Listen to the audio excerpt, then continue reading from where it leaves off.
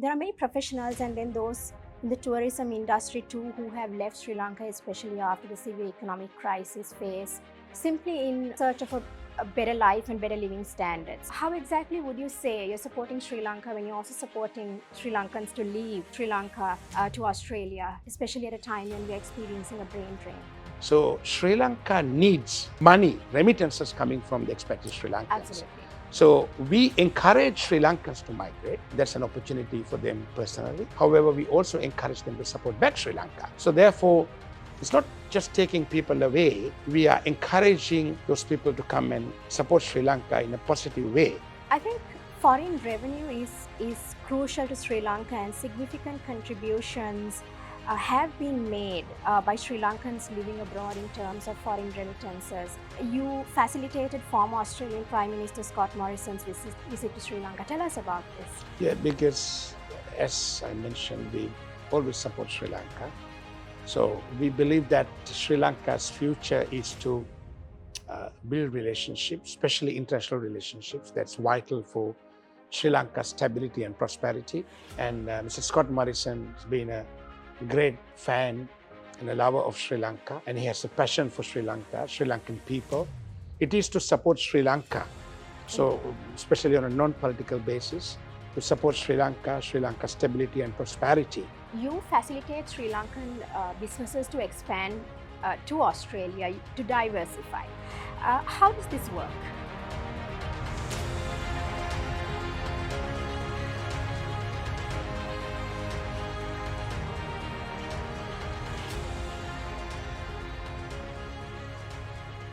Welcome everyone, you're watching another episode of Conversations with Alanki. It's a new day and a new episode and a new guest. Today I've been in conversation with Mr. Susantha Katugampala. He's a leading immigration lawyer. He's the chairman and founder of Fairfields Lawyer, which is an immigration firm based in Australia. He also specializes in Australian immigration law and provides corporate migration solutions. Now, despite living in Australia, he has always had a keen interest in Sri Lankan affairs. And he has promoted Sri Lanka in his own way. Recently, he even facilitated former Australian Prime Minister Scott Morrison's visit to Sri Lanka. Welcome. Aibowan, Alanki. Aibowan. Thank you for being a part of this conversation. Now, as we begin this conversation, I think our audience would like to know a little bit about you. Tell us a little bit about yourself and why you do what you do. As a leading immigration lawyer based in Australia, you have assisted many Sri Lankans to migrate to Australia. Why did you choose to pursue this path? Yes, I'm a lawyer based in Australia. I lived in Australia for 35 years and practiced immigration law for 25 years. Right. And after completing my law degree at Monash University in Melbourne, I thought that being a lawyer in Australia, I need to support my own community in Australia. Right. And also, there might be an opportunity for me to reconnect with Sri Lanka. So although I was dreaming to do family law or corporate law when I was studying law at Monash University, at the end, I chosen to practice immigration law because within our community, there was a need for immigration law services. So I take a pride that I had the opportunity to support, assist thousands of families to have their passage to Australia in a legal way. Whilst we support legal migration, we always canvass against illegal migration. Therefore, we have been campaigning and educating our communities to do the right thing, always do the right thing. Therefore, we can protect the status of our passport. Right. Like you said, your firm provides legal advice to those who wish to migrate to Australia. How exactly do you support those who need to migrate to Australia? So immigration law has different areas, different streams, components, and especially skill migration. Right. Skill migration attracts skilled professionals. And there are many opportunities for skilled professionals to migrate under skill migration pathways. There are various options where the applicant can have a state nomination from one of the states in Australia, and they can accomplish skill migration, a permanent residence visa, or they can have an employer nomination from an Australian employer, and they can obtain an employer-sponsored visa that also leads to PR pathway. Right. Also, people can unite with their families, being a spouse or a parent or partner. You can apply for a partner visa or a parent visa. That's an opportunity. Especially for business people and investors, Australia have had number of business and investors coming from different parts of the world, especially from China. But Sri Lankans also had the opportunity to secure those visas. We have been leading that passage to support Sri Lankan companies to expand to Australia and also to secure their permanent residence if they require to. It's an opportunity because Australia is a stable economy. It's a good place to invest. Indeed. Politically stable, economically stable. That's very important for Sri Lankans to consider Australia as their migration destination. More than anything, Australia is closer to home, closer to your heart. There's one flight. If you fly on Sri Lankan airline, you get in and you're out in 10 hours to Melbourne, 11 hours to Sydney. So that's a fantastic opportunity compared to many other destinations. So Sri Lanka and Australia has a great relationship. There's an opportunity for Sri Lankans to secure their migration to Australia. You did mention that there are many opportunities for skilled professionals who wish to migrate to Australia as well. Overall, what would you say to our audience watching? What opportunities would Sri Lankans who wish to migrate to Australia have in terms of career? I think especially in engineering, construction field, IT, information technology, Right. And also healthcare. These are the opportunities that Sri Lankans would have in Australia. So if you wish to migrate to Australia, you need to see whether your qualification is recognized in Australia and you have the right work experience, right English, and you satisfy the criteria. If so, then you'll be able to apply. And what you require is to obtain, secure the best legal advice to secure your migration pathways. And there are many opportunities in careers, but they may not be in demand. So therefore, you need to have patience, time to secure your migration if you're in another occupation. But if you're in engineering, construction, if you're in IT, if you're in healthcare, then certainly your chances are much better, much quicker to secure your migration to Australia. All right. Now, you have always expressed your interest in supporting Sri Lankans to migrate to Australia. And this comes at a time when Sri Lanka is experiencing a brain drain. There are many professionals and then those in the tourism industry too who have left Sri Lanka, especially after the severe economic crisis phase, simply in search of a better life and better living standards. So how exactly would you say you're supporting Sri Lanka when you're also supporting Sri Lankans to leave Sri Lanka to Australia, especially at a time when we're experiencing a brain drain? If you look at Australian economy, there are four main pillars of the Australian economy. Mining and resources, agriculture, tourism, and international education. Right. So they are the main foreign revenue sources of Australia. If you look at Sri Lanka, then apparel, tourism, and expatriate remittances are the key for Sri Lankan economy. They are the pillars. Right. We need more pillars. But we don't have four pillars. That's why that Sri Lanka is falling. So we need to have more than four pillars. If you look at a chair, you have four legs. That's why the chair stands. That's where you have the stability. So Sri Lanka needs money, remittances coming from the expatriate Sri Lankans. Absolutely. So we encourage Sri Lankans to migrate. That's an opportunity for them personally. However, we also encourage them to support back Sri Lanka. So therefore, I won't see that as a brain drain.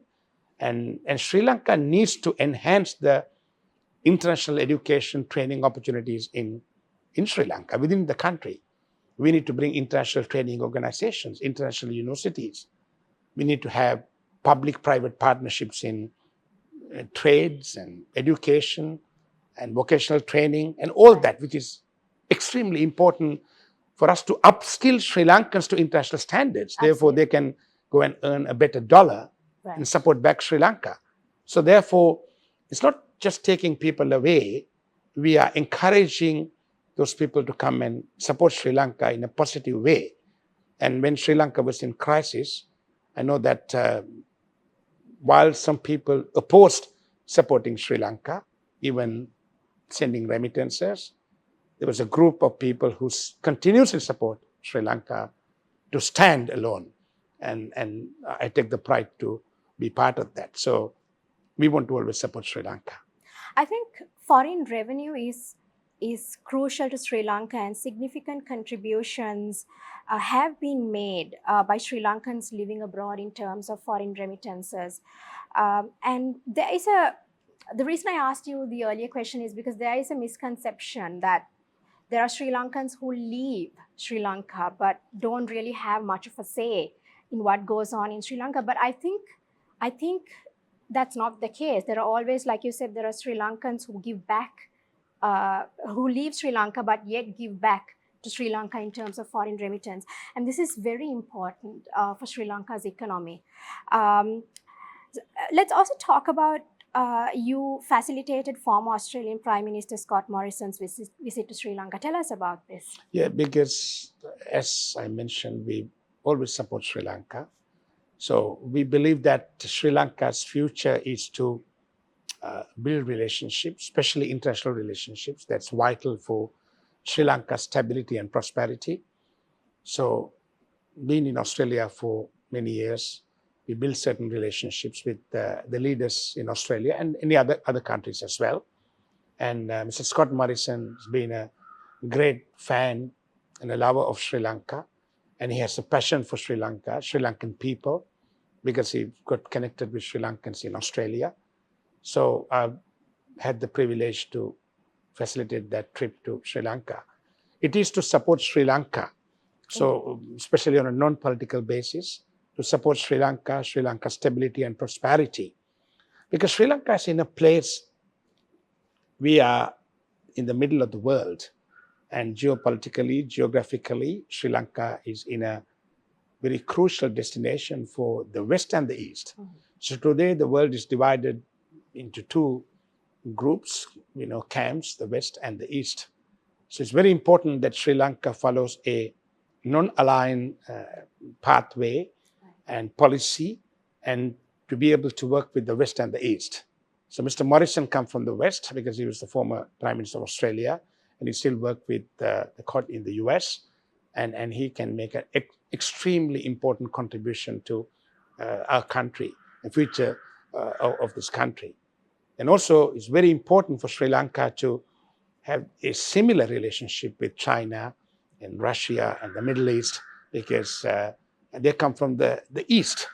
And if Sri Lanka doesn't do well, if Sri Lanka falls, it can go into the wrong hands. So therefore, the West should understand that if Sri Lanka is not stable, it can go into an alternative hand. If a company is bankrupt, someone good money will take over the company. So instead of disturbing the stability of Sri Lanka, so the future foreign relations should be,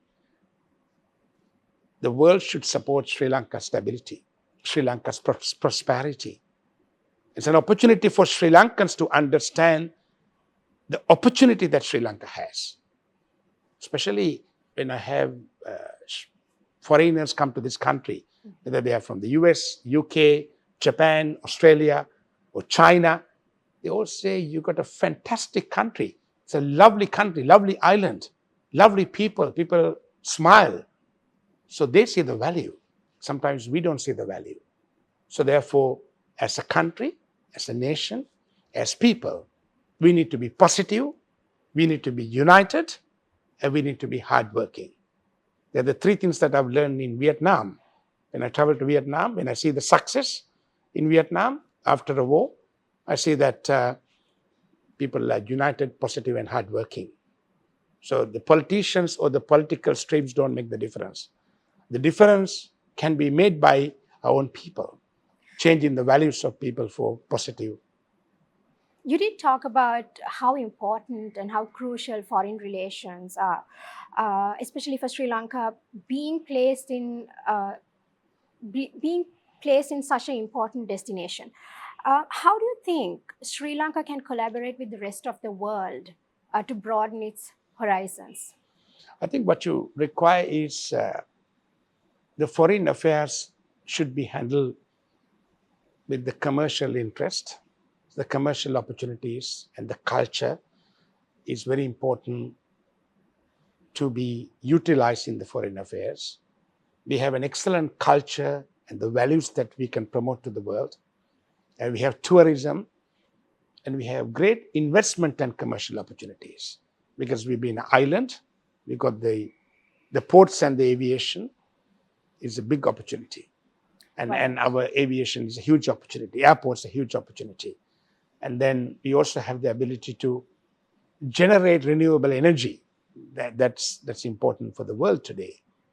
So therefore, if we work on foreign affairs with commercial opportunities or commercial opportunities to attract foreign investments, utilizing good foreign affairs, will assist Sri Lanka's prosperity and future. So that is what is required for Sri Lanka. I don't think Sri Lanka can change. You can be stable, you can probably make a living by having a good systems in place locally, having local agriculture, empowering your farmers and all that. But if you are to grow from this level to another level, to grow your per capita income as an individual, as a country, your GDP, you just need foreign investments. So you need to look beyond Sri Lanka. You need to look beyond Sri Lanka. You need to bring multinational companies. Right. You need to create public-private partnerships. And what you need is restructuring some opportunities with foreign investments and management where Sri Lanka can prosper. That's important for Sri Lanka. So moving on to my next question, you facilitate Sri Lankan businesses to expand to Australia to diversify. How does this work? So as much as the foreign companies should come to Sri Lanka, Sri Lankan companies should have the opportunity to expand their businesses overseas to foreign countries. So it's a mutual opportunity. So therefore, by restricting the funds going out of the country, by restricting outbound investments, you cannot change the economy. What you require is to grow this country to an export-oriented economy. So you need the companies to work with overseas partners and international partners and the countries. So therefore, Sri Lankan companies should expand. I strongly believe that Sri Lankan companies should expand. If they want to come to Australia, certainly we are there to support them. And Australia doesn't require local partners to establish companies. So you can have 100% ownership in your company in Australia. The Sri Lankan company can have 100% ownership in the Australian company. Right. And be able to invest into opportunities in Australia. And they might be able to export to Australian market. And also they might be able to bring some capital from Australia to Sri Lanka as well, eventually. It's not just taking the capital out of the country, it is bringing some capital and technology back to the country. And Australia welcomes foreign companies to come in. And if you invest in Australia as a foreign company, then the company owners, the directors, and executives will be able to obtain a resident visa as well if they want to reside in Australia. So my next question is, if someone has a business or venture in Sri Lanka and is keen to expand to Australia, how do they approach you and how exactly would you guide them? Yeah, basically, we have a firm in Melbourne and that's our base. And we also have an office in Sri Lanka in Colombo 3. Right.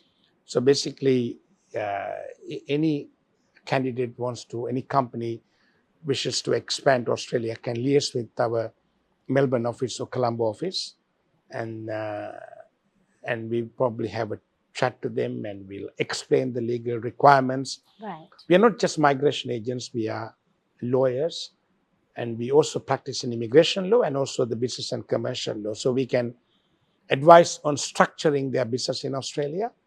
And it could be a trust, a company, and then you'll be able to open up a bank account in Australia. We can relate them with reputed banks in Australia, major banks in Australia. And So then, you would facilitate the entire process. So it's not just about helping them migrate, no. but And you would also help them from there onwards. absolutely. And we can introduce them to the right accountants, depending on their requirements. And also that if they require some partners, working partners in that industry, I'm sure that we had a huge client base in Australia, Australian companies that we've been working with, because we act for Australian companies to bring foreigners to work for them. Right. So basically, we do their migration work and also we do their commercial work. So those companies can work with the Sri Lankan companies to support them in the Australian market. That's an opportunity. So the Sri Lankan companies should look at expanding. That's an opportunity for them. That gives them a migration opportunity as well for the executives. And sometimes it can be a company that you may not own. You can just be an executive or a director or a CEO. But talk to us and we can definitely help you. And the opportunities in Australia, mainly in property, I think there are a lot of opportunities in property development. There's a shortage of properties at the moment, rental properties. And we are talking about rental crisis. And because of the rental crisis in the country, both the government and the opposition talking about curtailing the migration program because there's a housing issue in the country. So therefore, whatever you build is sold and rented in the country. So that's a good opportunity. There are many other opportunities. And especially Australian government provide funding in healthcare, Medicare, aged care, childcare, and disability care. So anything related to those areas, any investment related to those areas is an opportunity because they are ultimately supported by the government. Also, the renewable energy in Australia, the Australian government is supporting the renewable energy development in certain parts of the country, especially solar power. So there are many opportunities in Australia that you can secure, depending on your scale.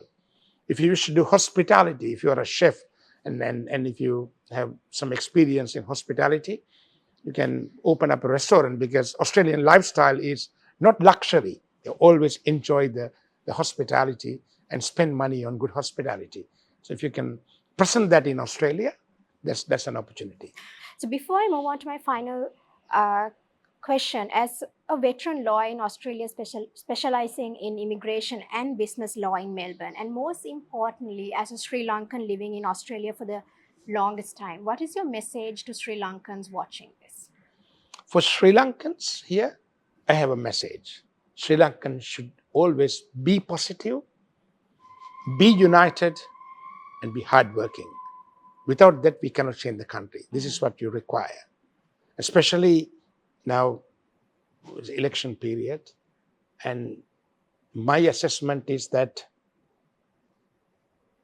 no one may accomplish the outcome they expect. Or some may obtain or some may not obtain. There's always a disappointment. So therefore, please avoid crisis. Please avoid instability.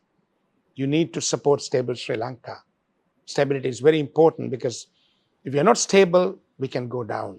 If we fall down, very difficult for us to rise again. So that's the message for Sri Lankans in Sri Lanka. But the Sri Lankans in Australia, I would always say, support back Sri Lanka.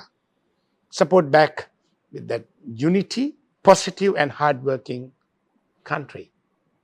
And we do that in Australia. And we've seen that in other parts of Asia. We've seen countries come up after a war. Japan, Korea, and Vietnam are the three Asian examples. But we couldn't do it because we are divided. So the future is Sri Lanka to be a country of everyone. Sinhalese, Tamils, Muslims, Burghers, we all have to be united for one country and support Sri Lanka for prosperity. So that's the message that we like to give it to our people. All right, moving on to my final question, Mr. Katugampala. Now, in connecting Sri Lanka with Australia, with the work that you do, how really can you, as a veteran lawyer, contribute to Sri Lanka effectively?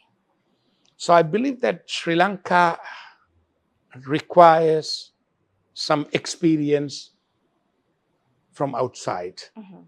And without that, we may not be able to do this change.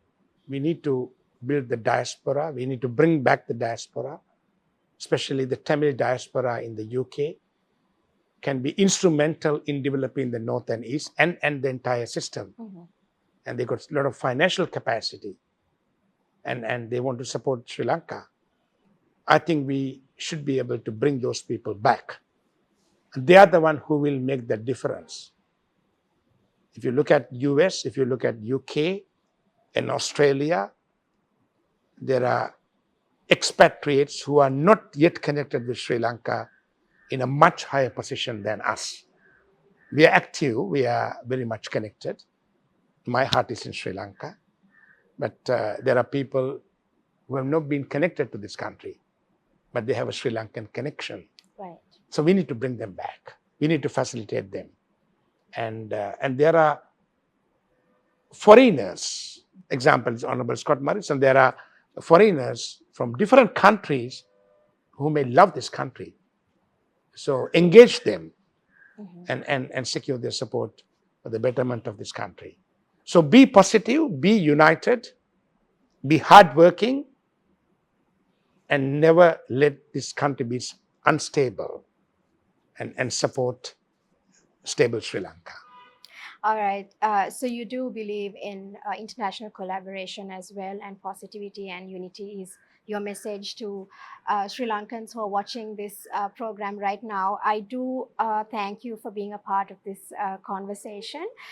Thank you for shedding a lot of light, especially I think it shed a lot of light on how Sri Lankans who wish to migrate to Australia and even expand their business or diversify into the Australian market. So thanks once again for this conversation. That was Mr. Susantha Katugampala, barrister and solicitor practicing in Melbourne. He's also the chairman and founder of Fairfield Lawyers. Thank you everyone for watching. I'll be back with another episode. Until then, stay safe and take care.